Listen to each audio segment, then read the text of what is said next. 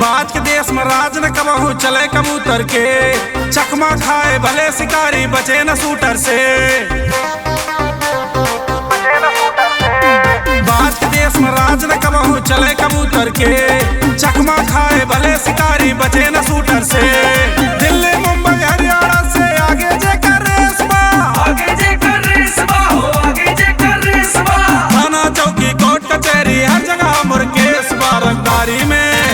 रंगदारी में नंबर 1 बेटा उत्तर प्रदेश बा। रंगदारी में नंबर 1 बेटा उत्तर प्रदेश बा। रंगदारी में नंबर 1 बेटा उत्तर प्रदेश बा।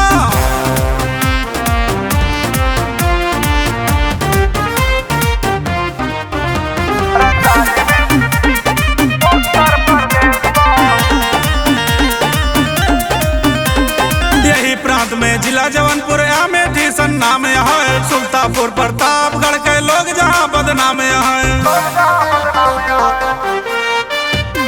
आग दिखाए के जा न पाए के हुइया से बच के हो, चलाते गोली दिन दाड़े दाए दाए जांच के हो।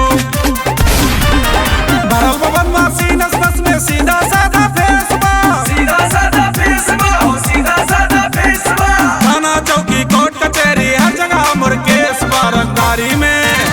रंगदारी में नंबर 1 बेटा उत्तर प्रदेश बा। रंगदारी में नंबर 1 बेटा उत्तर प्रदेश बा। रंगदारी में नंबर 1 बेटा उत्तर प्रदेश बा।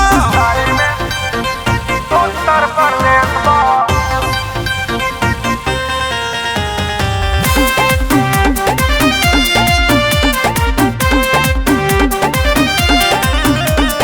बात अगर औकात के करबे तो को बड़ी पे चढ़ जाबे। 5 फुट 6 इंच जमीन के नीचे जिंदा गड़ जाबे।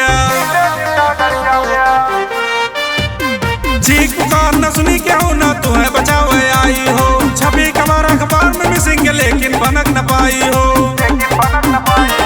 धर्मराज दीपू रंजीत के विलन वाला भेस बा, विलन वाला भेस बा, हो विलन वाला भेस बा। थाना चौकी कोर्ट कचहरी हर जगह मुर्केश बा। रंगदारी में नंबर 1 बेटा उत्तर प्रदेश बा। रंगदारी में